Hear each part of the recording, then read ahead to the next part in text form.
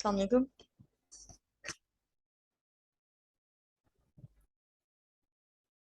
Hello.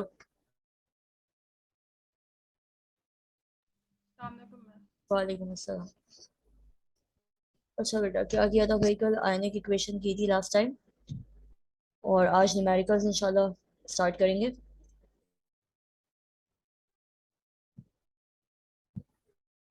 अच्छा जी, numericals में जो आज करना है इंशाल्लाह वो एम्पिरिकल एंड मॉलिक्यूलर फार्मूला करना है।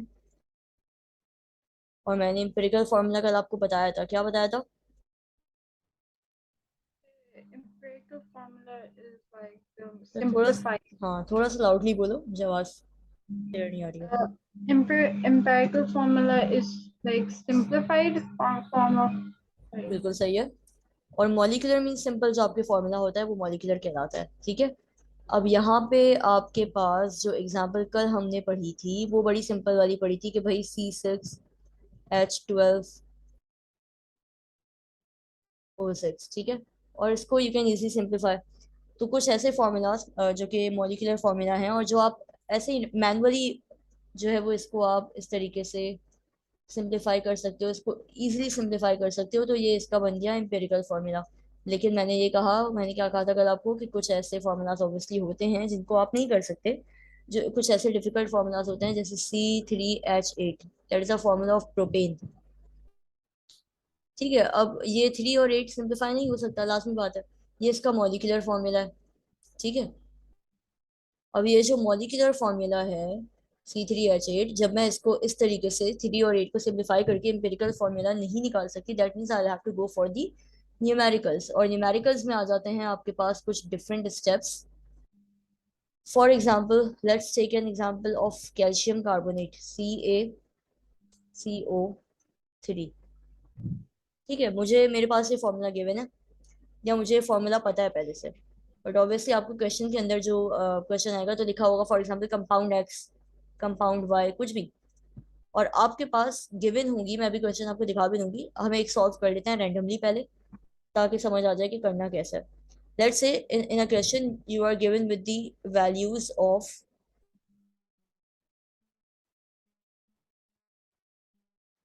ठीक है, you are provided with carbon, let's say hydrogen and oxygen. Let's say the value of carbon is given, and it is around 40%. Then we have hydrogen, that would be around maybe 5%. Let's just assume the values, all right. Oxygen would be around obviously 55%. ये मैंने किस तरीके से values दे दी हैं, ये total आपका होना चाहिए 100। ऑब्वियसली क्वेश्चन में गिवन होगा ये सब कुछ। So for example, you are provided with the percentages of three different elements. Carbon is 40%, hydrogen is 5%, oxygen is 55%. And the question is about empirical formula. So you have to find out the empirical formula, obviously. And then you have to find out the molecular formula. Both formulas can be asked in a single question. ठीक, ऐसा भी हो सकता है कि सिर्फ empirical पूछें, ऐसा भी हो सकता है कि सिर्फ मॉलिक्यूलर पूछें। तो ऑब्वियसली आप डायरेक्टली सॉल्व करते हो, कैम्ब्रिज में आपको ये डाटा वगैरह बनाने की जरूरत नहीं पड़ती, तो you can just easily solve them directly. How? Let's say first is carbon. So carbon is given and which is 40, right?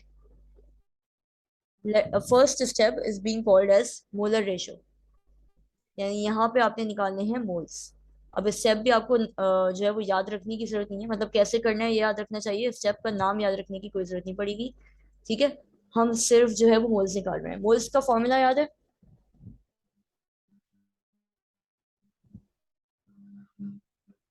What is the formula of number of moles? How to find out the number of moles?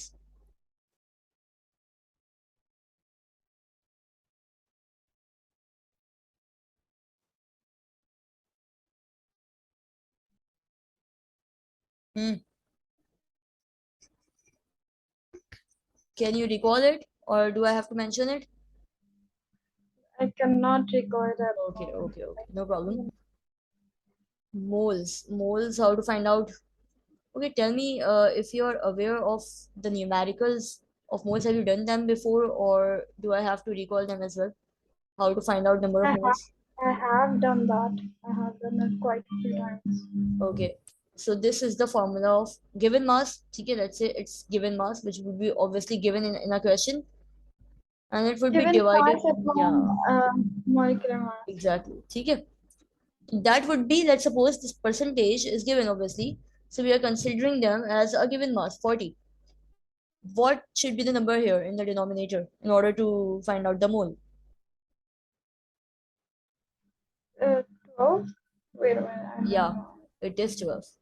Okay, what about oxygen? We have 55 oxygen, and then Divided by we would be having 16 as an atomic mass. ऐसा ही है? yeah. ठीक है, then we have obviously hydrogen, and let's say it is 5 upon 1. Calculator से इसको देख लेते हैं कि क्या आ रहा है आंसर. अच्छा जी, 40 डिवाइड बाय 12 is 3.33. ठीक है, और मैं अप टू 2 डेसिमल पॉइंट तक हम नंबर ले सकते हैं. ये मैंने मोल्स निकाले हैं. ठीक है, 55 divide by 16 is 3.43, and obviously this one is 5. ये एक स्टेप हो गया molar ratio. Second step would be simplest ratio. Step के नाम अगेन याद रखने जरूरी नहीं है, only you must know the method, that's it. Simplest ratio कैसे निकालते हैं? यहाँ पे सबसे छोटा नंबर कौन सा है इन तीनों में जो हमने मोलर रेशो निकाला है? Wait, no. Carbon. Carbon 3 point. 3.33. Let's Yeah. just simply divide all of these numbers with the smallest number. 3.33 है, divide by 3.33. ठीक है, देन 3.43 है, इसको भी मैं 3.33 से डिवाइड कर रही हूँ. मैं ये सेकंड स्टेप कर रही हूँ. ठीक है, देन वी हैव 5, इसको भी मैं 3.33, जो भी नंबर है स्मॉलेस्ट उससे हम तीनों वैल्यूज को डिवाइड कर देंगे. इसका ऑब्वियसली आंसर आ जाएगा 1. ठीक है, यहाँ कर लेते हैं. इसका आंसर आएगा आपके पास 1. 3.43 divided by 3.33 is obviously again 1.03, which is nearly 1. Round of कर देंगे हम इसको. Then we have 5 divided by 3.33, and the answer is 15. Okay, wait a second. 5 divided by 3.33 is 1.5. Can we round off 1.5? We can round off it to 2 because like 5 can be rounded off to 2. But Or can it be 2? 1.2, Can it be 2? yes, Rounded it up to can. 2? Yes, it can be. No, see, the rules of rounding off any of the numbers. Let's say we have one. That if it is less than 4, Exactly. it's to round off to like 0. Hmm. If it is greater than 5, it is round off to 2. ठीक है, अब यहाँ पे इस numericals के अंदर हम round of तभी करते हैं when we have values closest to the whole number.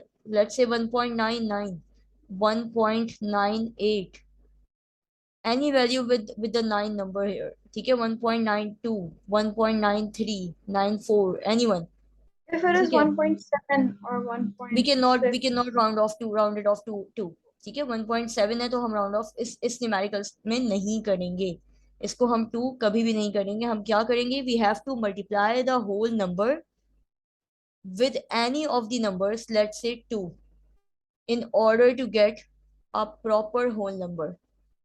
ठीक है, okay. यहाँ पे फॉर एग्जांपल 1.5 है तो क्या स्मॉलेस्ट नंबर मैं चूज कर सकती हूँ? Obviously we can choose 3, 4, 5, 6, any number जिसको मैं इस 1.5 से मल्टीप्लाई करके आंसर यहाँ पे कोई मुझे लाजमी होल नंबर चाहिए इस स्टेप में. सिंपलेस्ट में मुझे लाजमी होल नंबर चाहिए एट द एंड. ठीक है, वो क्यों, वो अभी समझ आ जाएगा. होल नंबर मुझे लाजमी चाहिए. अब यहाँ पे मेरे पास 1.5 आ रहा है. इस 1.5 को मैं 1 में राउंड ऑफ नहीं कर सकती, मैं 2 में भी राउंड ऑफ नहीं कर सकती. ठीक है, it's slightly different from what you do in maths. ठीक है, तो यहाँ पे आप 1.5 आपके पास आ रहा है, you can not just round them of. यहाँ पे अगर आपके पास इस तरह के आंसर्स आते हैं 1.99, 1.98, 1.92 और मे बी 1.03, मैंने ये आपको राउंड ऑफ अभी करके दे दिया. ठीक है, मैंने यहाँ पे कोई नंबर से इसको मल्टीप्लाई नहीं किया. It can be 1.0, any number, 1, 1.02, 1.03, कोई भी नंबर है, अगर 1.0 आ गया है तो it can be rounded off to 1। लेकिन अगर 1.3 है, 1.2 है, 1.4 है, 5, 1.6, 1.7, 1.8, हम इस तरीके से राउंड ऑफ नहीं करेंगे कभी भी टू में।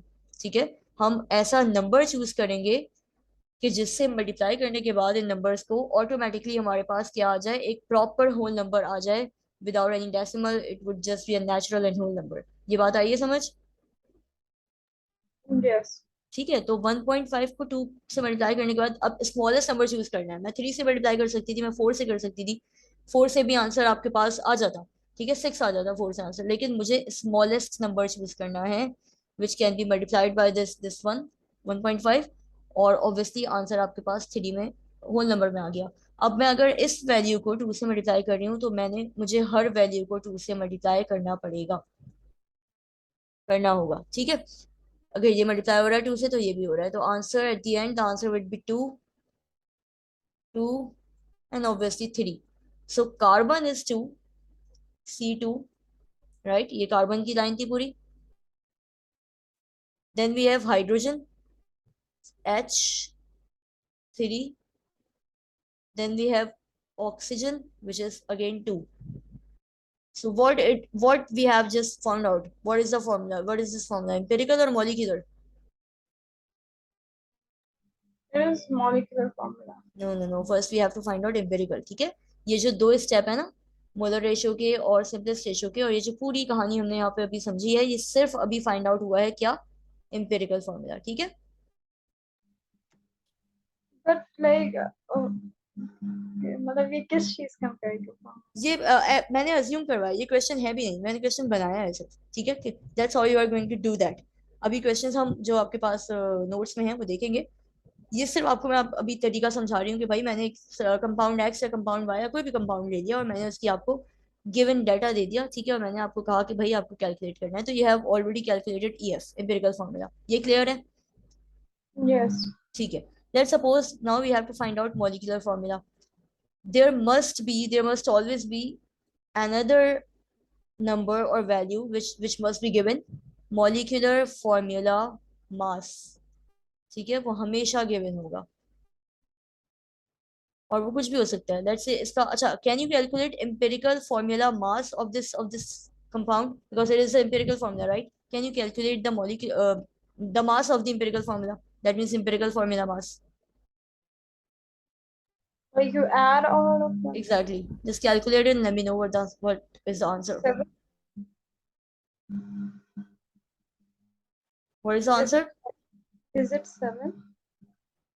No, just calculate that's I think you must remember that how are we going to calculate the molecular masses? Exactly the same way you have to calculate the masses here. Okay, okay. Okay? Yeah, yeah.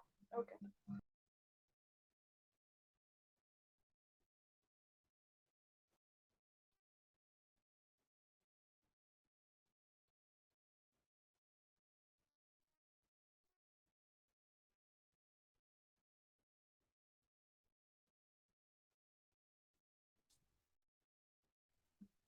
So for carbon, is it 24? Yes. And for hydrogen, it is 3. And for Hmm. oxygen, it is 32. You should be equal to 59। Yes. ठीक है, सो ये निकाला क्या है हमने, empirical formula मास।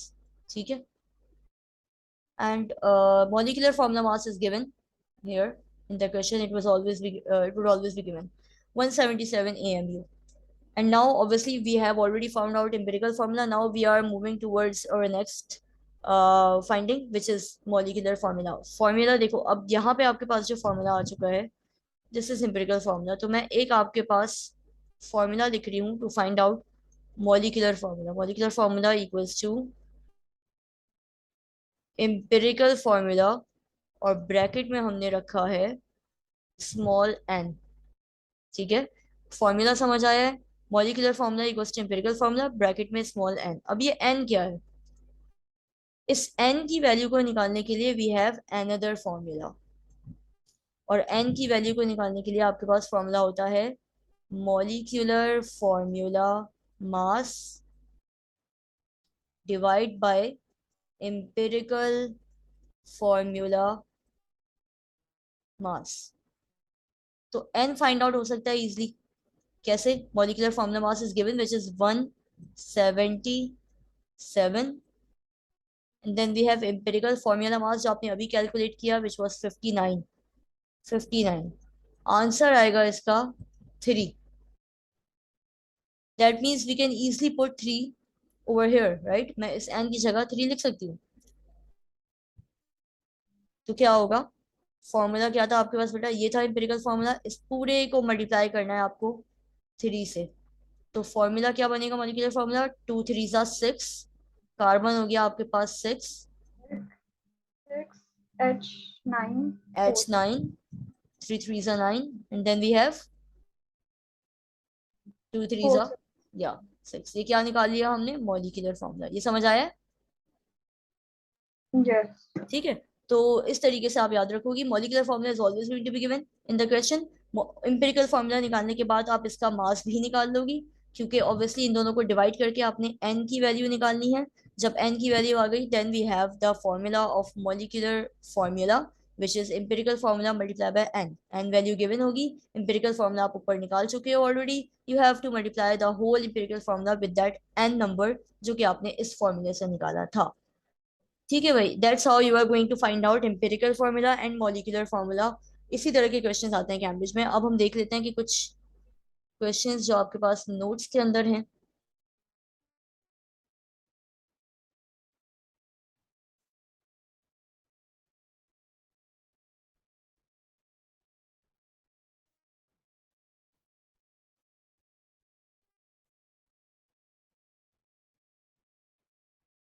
ठीक है भाई, हमने जो है वो इक्वेशंस तक कर लिया था और आज से न्यूमेरिकल शुरू हो रहे हैं और आगे काफ़ी सारे न्यूमेरिकल्स हैं। मैं साथ साथ कोशिश करूंगी कि पीछे जितने आपने न्यूमेरिकल्स पहले यानी ओ लेवल्स में किए हों या 9 10 में किए हों तो उसको भी रिकॉल साथ साथ करें ताकि आसानी हो आगे वाले टॉपिक समझने में। तो ये आपके पास हो चुका। हाँ, ये आपके पास हो चुका है। यहाँ से हम कर रहे हैं आज। ठीक है, that's the complete theory obviously.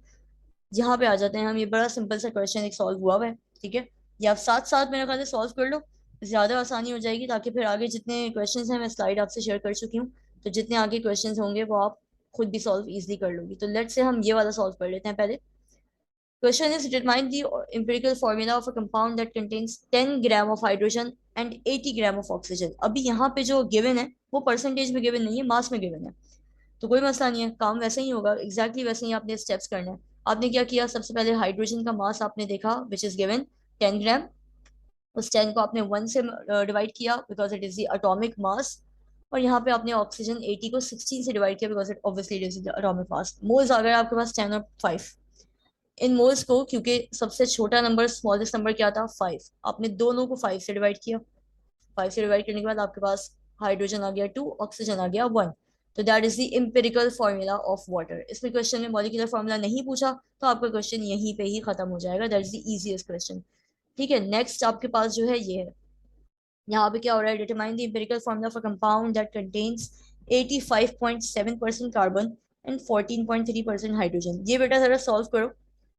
Solution छोड़ दो, आप अपने खुद से ट्राई करो आप। और इसमें मॉलिक्यूलर फॉर्मूला नहीं पूछा हुआ, सिर्फ एम्पिरिकल फॉर्मूला पूछा हुआ है। ठीक है, तो कैलकुलेटर से जरा आप ट्राई करें, आपका आंसर आ रहा है।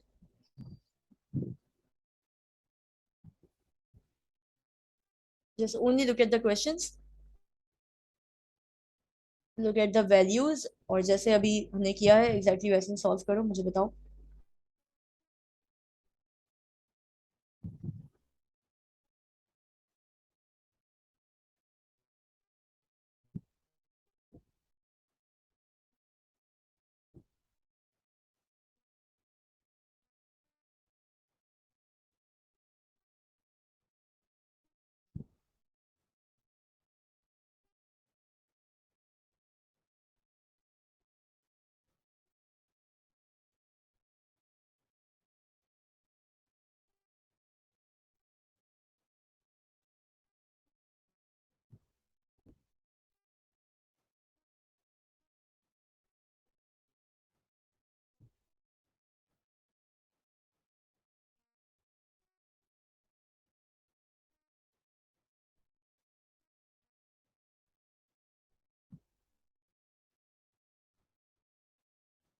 हो गया बेटा solve?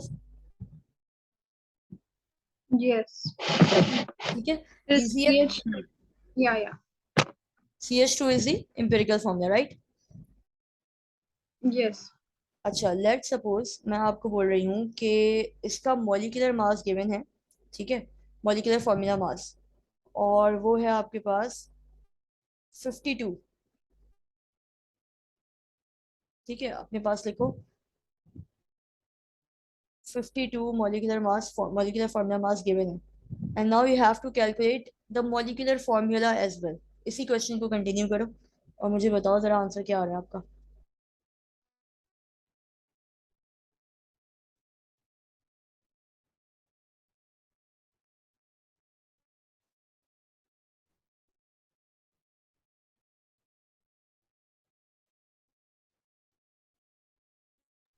So like my N is coming out as 3.7. So do I या, have to round off to 4 you or is cannot it? round off, you have to multiply again this whole number with another number। ठीक है, कोई No, भी एक like number. I found a N as 3.7. Three So point what will seven and 3.7 आ रहा है, बिल्कुल ठीक है। वैसे यूजुअली होता ये है, एक आपकी वेरिफिकेशन पॉइंट है, ये मैंने आपको बताया इसलिए है कि अगर आपके पास, एक सेकेंड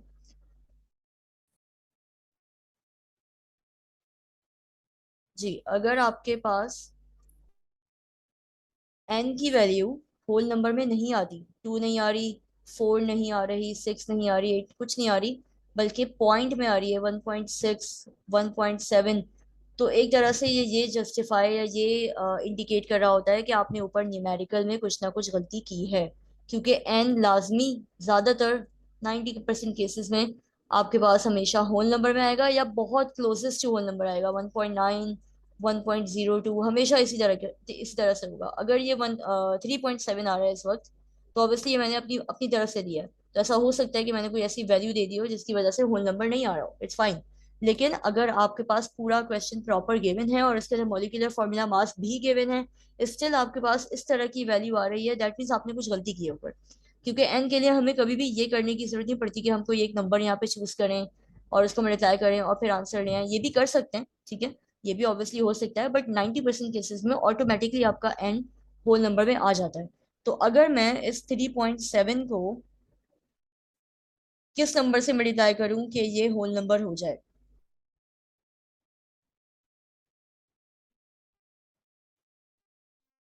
आप ट्राई कर सकती हो। You start with the smallest number, obviously 2 से करके देखो, 3 से करके देखो, मतलब क्लोजेस्ट टू होल नंबर या एग्जैक्ट होल नंबर ये आना चाहिए मेरे पास। फिर से पॉइंट में मुझे 2, 3 या 0.4 या 0.7 या 0.8 नहीं चाहिए, वरना फायदा ही नहीं है। Just try it and let me know which number we can choose here. so if the answer is 25.9, is that correct? या आंसर इज 5.9, कि कौन से नंबर से मल्टीप्लाई कर रहे हैं? 25. It is 25.9. Is 3.7 into 7. What about 3.7 into 3?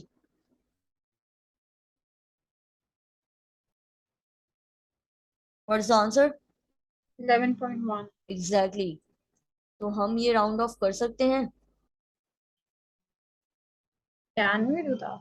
We can, देखो 0.1 और 0.9, अब रेंज क्या जा रही है, 0.1 की रेंज जा रही है प्लस माइनस, ठीक है, या तो 11.9 है तो you can round it off to 12, ठीक है, या अगर 11.1 है तो आप इसको 11 कर सकती हो। इसके अलावा अगर कोई नंबर आता है तो obviously you have to go for another number के जो क्लोजेस्ट टू होल नंबर हो, तो वी कैन यूज 3 हियर। ये बात आई है समझ? Yeah. ठीक है, अच्छा जी, तो ये न्यूमेरिकल हो गया, ठीक है, आगे देख लेते हैं। कुछ और क्वेश्चंस भी हैं जो आप सॉल्व करेंगे। मॉलिक्यूलर फार्मूला की डेफिनेशन है जो कि आपको पता है, ठीक है, the molecular formula gives the exact number of atoms, और एम्पिरिकल फार्मूला क्या होता है, गिव्स द, क्या होता है, सिंपलेस्ट। Simplest. हाँ एग्जैक्टली, ठीक है, तो एग्जैक्ट नंबर मॉलिक्यूलर फार्मूला जो है वो दे रहा है, और ऑब्वियसली आपने सिंपलेस्ट फार्मूले की बात की तो वो एम्पिरिकल फार्मूला है। फिर आपको दो चार और टर्म्स हैं जो आपने पहले भी पढ़ चुकी हैं आपके, भाई मॉलिक्यूलर मास क्या होता है, मॉलिक्यूलर मास ऑब्वियसली अपने अभी आपने कैलकुलेट करके देख लिया। और फिर रिलेटिव फार्मूला मास या रिलेटिव एम्पिरिकल फार्मूला मास क्या होता है, जब आप रिलेट या आप स्टैंडर्डाइज करते हो, या आप आइडियल एक वैल्यू लेके, कांस्टेंट लेके, यानी कार्बन 12 से उसको जब रिलेट करते हो, कार्बन 12 के 12 पार्ट से पढ़ा था हमने। Yeah. हाँ, तो 1/12 ऑफ कार्बन 12 इस तरीके से हम पढ़ रहे होते हैं। और उसको हम रिलेटिव फॉर्मूला मास कहेंगे, या रिलेटिव एटॉमिक मास, या रिलेटिव मॉलिक्यूलर मास। तो ये सारी वही चीजें हैं। और ऑब्वियसली यहाँ पे जो इंपॉर्टेंट है वो न्यूमेरिकल है। The next topic would be water of crystallization. ठीक है, लेकिन इस पे जाने से पहले थोड़ा सा मैं आपको नंबर ऑफ मोल्स रिकॉल करवाऊंगी, क्योंकि हम न्यूमेरिकल्स कर रहे हैं तो साथ साथ ये चीजें भी देख लें। फिर आगे आपके पास स्टीशियोमेट्री के थोड़े से न्यूमेरिकल है, परसेंटेज यील्ड है। ठीक है, ये सारे न्यूमेरिकल्स प्रोबेबली इंशाल्लाह इंशाल्लाह इसी वीक आपके न्यूमेरिकल्स हो जाएंगे। तो यहाँ पे जाने से पहले, या वाटर ऑफ क्रिस्टलाइजेशन पढ़ने से पहले, मैं आपको एक और न्यूमेरिकल का पोर्शन करवा रही हूँ, विच इज मोल्स। ठीक है, अब मोल्स में बहुत सारी चीजें आ जाएंगी। सिर्फ मोल्स का फॉर्मूला आप अगर याद रखो तब भी, और अगर आप यूनिटरी मेथड के ऊपर जाओ तब भी। यानी अगर मैं बात करती हूँ कि आपके पास मोल्स का फॉर्मूला है मास अपॉन मॉलिक्यूलर मास, आपको पता है। ठीक है, अब इसमें तो हम इजीली कैलकुलेट कर सकते हैं कि भाई let's say we have a question in which moles are given which is 0.5। ठीक है, and the molecular the compound जिसका 0.5 मोल है, the compound is carbon dioxide. ठीक है, तो आप इजी, आपको पता है कि कार्बन डाइऑक्साइड का मॉलिक्यूलर मास होता है 44, and that's how you are going to calculate mass. ठीक है, आप 0.5 को मल्टीप्लाई कर दोगी 44 से तो मास आ जाएगा। ठीक है, एक तो ये बिल्कुल सिंपल जो है वो इसके न्यूमेरिकल्स होते हैं। लेकिन यही मोल्स, थोड़ा सा हम इसके फॉर्मूले को चेंज भी कर सकते हैं।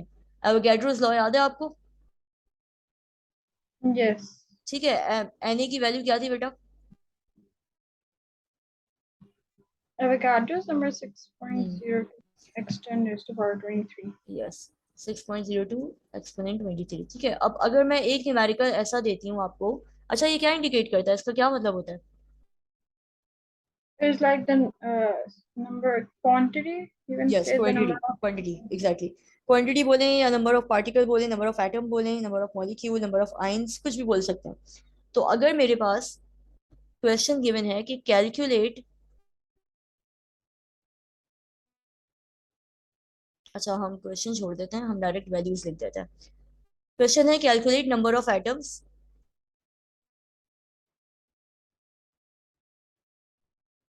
ठीक है, नंबर ऑफ एटम पूछा हुआ है, और कंपाउंड आपको दिया हुआ है calcium hydroxide. Calculate the number of atoms of calcium hydroxide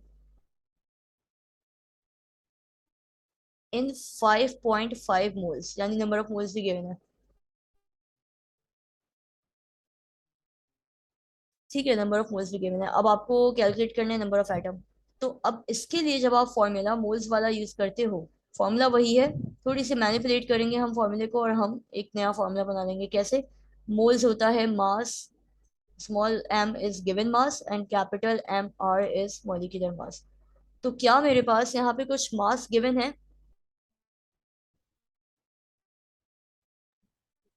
यानी क्या मैं What, ये फॉर्मूला लगा सकती हूँ? ये बताओ मुझे। like number of moles is given. Number of moles is given, molecular mass you can calculate, but do we have to find out mass? Mm, I think so. Yes. Are we finding out mass here?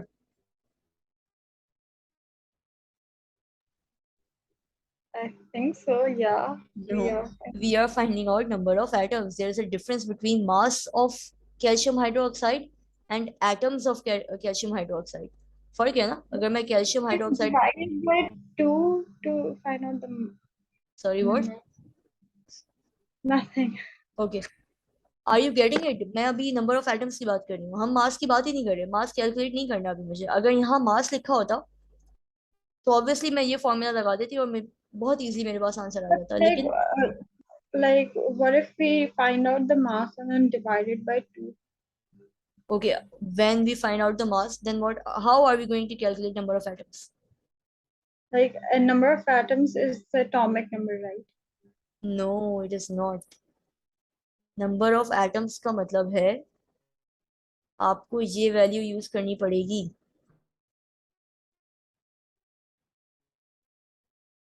ठीक है, इसको ऐसे समझो जैसे अगर हम बात कर रहे हैं 1 मोल ऑफ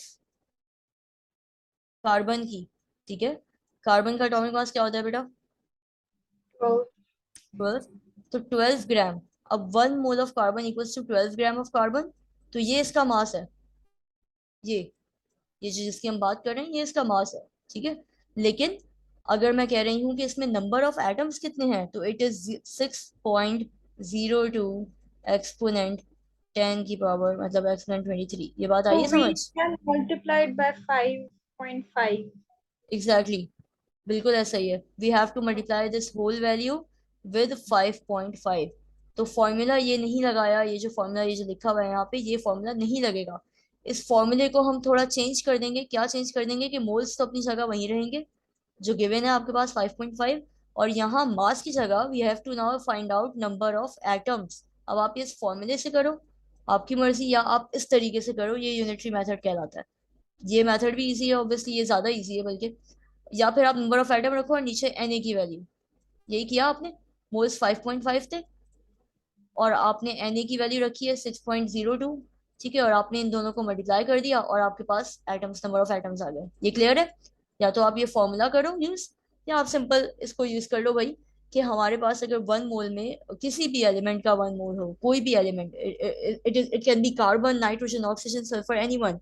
या अगर हम किसी 1 मोल किसी कंपाउंड का ले रहे हैं, लेट्स से सी ए, क्योंकि ये कंपाउंड है ऑब्वियसली, CaOH2, कैल्शियम हाइड्रोक्साइड, या तुम किसी मॉलिक्यूल ले लो, कोई मॉलिक्यूल के NH3, ठीक है। तो आप किसी की भी बात कर रहे हो, कंपाउंड, एटम, एलिमेंट, मॉलिक्यूल, अगर ये 1 मोल है, सिर्फ मेरे पास एक ही कंडीशन है, एक ही लिमिटेशन है कि it has to be 1 mole. If it is 1 mole, then obviously it would be equal to this number of atoms, और number of molecule, और number of compound, और number of ions भी हो सकते हैं जिसका जिसका आप अभी न्यूमेरिकल नहीं करते। ये बात आई है समझ? Yeah. तो ये this value is indicating the number और क्वांटिटी ऑफ एटम और मॉलिक्यूल और कंपाउंड। बट ये जो मास की बात है, ये जो मास फाइंड आउट करना है, ये एक बात नहीं है। नंबर ऑफ एटम और मास में बहुत फर्क है। तो हम इसको यूनिटरी मेथड से बड़ी इजी कर सकते हैं। एक एग्जांपल ले लेते हैं इसकी। कैलकुलेट नंबर ऑफ एटम्स, अपने पास ये क्वेश्चन लिखो।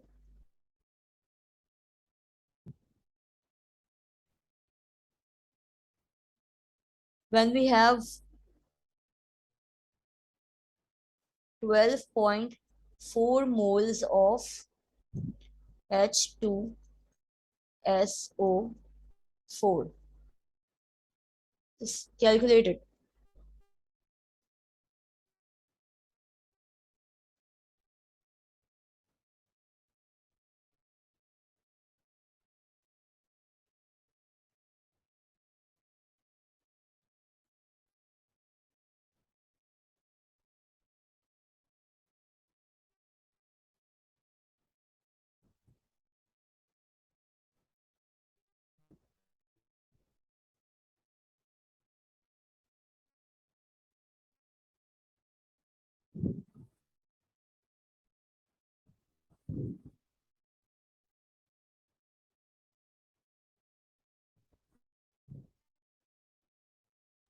Is it for 7.464 x 10 raised to power 24?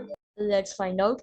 आपने क्या किया, आपने बोला भाई मैं यूनिटरी मेथड कर रही हूँ, ठीक है, because I prefer always unitary method. आपको आगे जाके बहुत काम आता है, फॉर्मूलाज आपको याद रहते नहीं है। तो 1 मोल H2SO4 का ऑब्वियसली 6.02 है, एक्सपोनेंट 10, एक्सपोनेंट 23, और आपने इससे सिंपली मल्टीप्लाई करना है किसको, 12.4 को। ठीक है, क्या आ रहा है answer? 7.464 x 10 raised to power ठीक है, बिल्कुल 24. सही है, 74.4, और फिर आपने इसकी वैल्यू लिख दी, बिल्कुल ठीक हो गया। अच्छा, अब देख लेते हैं। Now you have to find out number of moles of sodium sulphate Na2SO4, right?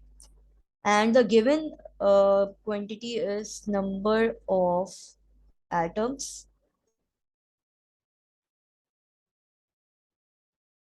which is around 12.02 exponent 23, right? How can you find out?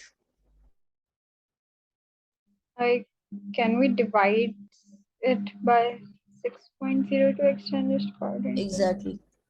ठीक है. So answer would be around 2 moles or 1.8 or 1.9 इसी तरीके से आएगा, because they would be cancelled out. और फिर आप simply इसको डिवाइड करके आंसर निकालेंगे. ठीक है. अच्छा जी. तो ये तो सिंपल काफी न्यूमेरिकल्स थे. अच्छा, मोल्स के अलावा there is another topic.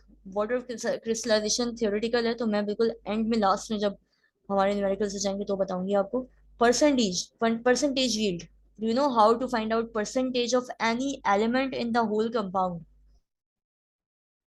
Let's say Like, percentage of carbon in sodium carbonate. Can you find out the percentage?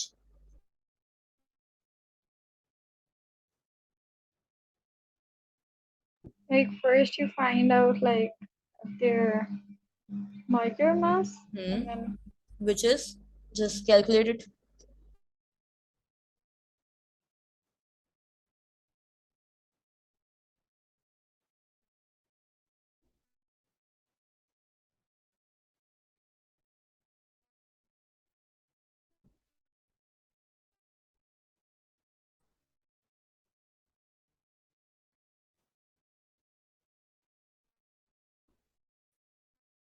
106. 106. ठीक है. Now what we have to do? And then I think divide it by 12. अच्छा, percentage का क्या मतलब है? Like, out of 100, Hmm. like the So in quantity of order to carbon. find out percentage, do we have to multiply it by, but multiply the whole value by 100 or divide? Like, first you have to divide, like, find out, like, you have to divide it by a certain number and then multiply it by 100. Okay, Like, let's divide say. it by the total and Yeah. then divide it by 100. जी बिल्कुल Multiply it सही. by हाँ, let's say you have got 90 out of 100 marks, right? तो 90 को आप divide करती हो 100 से, और मल्टीप्लाई भी 100 से करती हो in order to find out the percentage, right? yeah, yes. तो यहाँ पे आपके पास कार्बन की परसेंटेज आपको निकालनी है, तो what is the atomic mass of carbon? It's 12. Well, you have to divided multiply, by या 106 एंड देन into 100. ये तो आपने परसेंटेज निकाल ली इजीली. जो भी आएगा answer, that would be the percentage of carbon. लेकिन अभी जो हम क्वेश्चन करने जा रहे हैं, that is about percentage yield. Yield कहते हैं, यील्ड कहते हैं प्रोडक्ट को. प्रोडक्ट मतलब कोई भी रिएक्शन हो रहा है, ठीक है? लेट्स से कोई रिएक्शन आपके पास, एक केमिकल इक्वेशन हमने इतनी सारी की हैं, तो यील्ड वो है जो कि हासिल हो रहा है, जो प्रोडक्ट बन रहा है आपके पास. कोई भी दो या तीन रिएक्टेंट आपस में कंबाइन हो रहे हैं, ठीक है? और कंबाइन होके रिएक्ट करके वो कोई प्रोडक्ट बना रहे हैं, वो कोई बाय प्रोडक्ट बना रहे हैं. तो उस प्रोडक्ट या बाय प्रोडक्ट को आप दो तरीके से, एक तो आप एक्सपेरिमेंट कर रहे हो, ठीक है? लेट्स से आप कैल्शियम कार्बोनेट को हाइड्रोजन क्लोराइड से रिएक्ट करवा रहे हो. Calcium carbonate is limestone, ठीक है? लाइम स्टोन यानी मार्बल चिप्स जो बेसिकली होती हैं, that is calcium carbonate. We are reacting that with hydrochloric acid, and as a result,